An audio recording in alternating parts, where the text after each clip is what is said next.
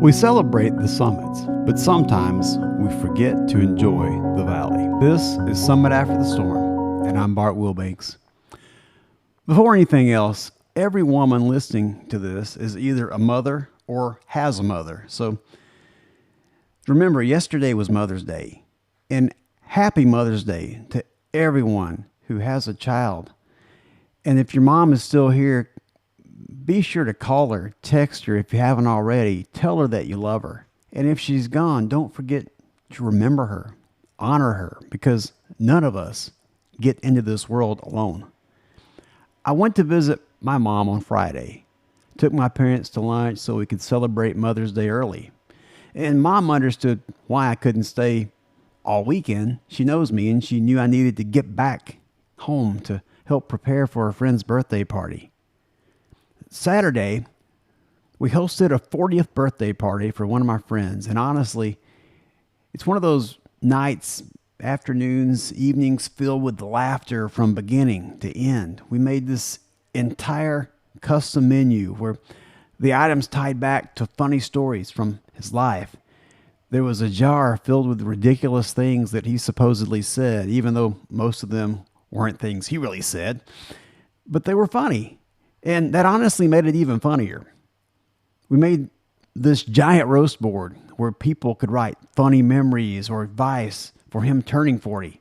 And lots of jokes at his expense. We had faces with this ridiculous haircut that he had in high school all over the place for the children who were there to look around and try to find. Everyone seemed to embrace all the items and fun and games that we had. The roast board, the pin the mustache on my friend. And there was this video, old memories, pictures from different seasons of life. And we snuck a cameo in there from the president. And Forrest Gump narrated most of the life through the pictures. The entire night, people were laughing. I mean, really laughing.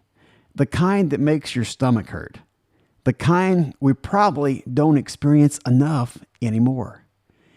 And standing there, just embracing it all, I realized something. We celebrate the milestones in life.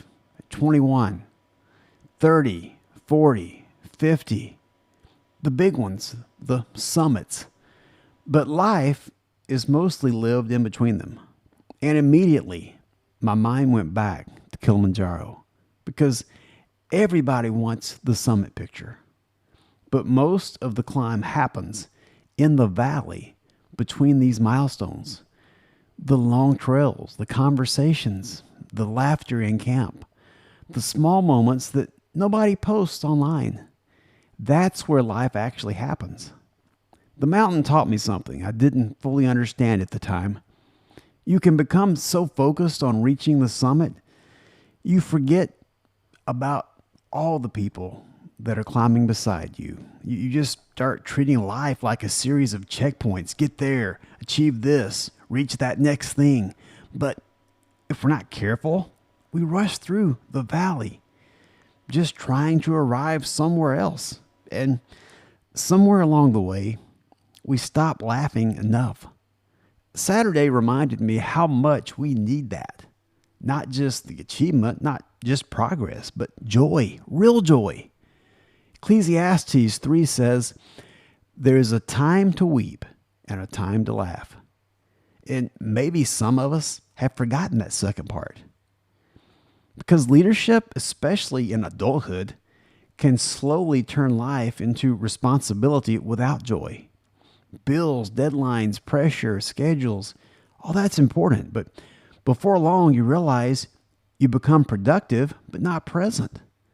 The people that we love most don't just need us to provide, they need us to laugh with them, to create memories with them, celebrate with them. Because one day, the moments we remember the most probably won't be the milestone itself. They'll be the people sitting around the table, laughing with us in between them. The summit matters, but so does life in the valley. And maybe the secret to life is learning not to rush through either one. If this resonated with you, follow the podcast on whatever platform you're listening on. Share it with someone who might need it. And go to summitafterstorm.com to learn more about my book, This Movement. And until next time, keep climbing. Poly poly.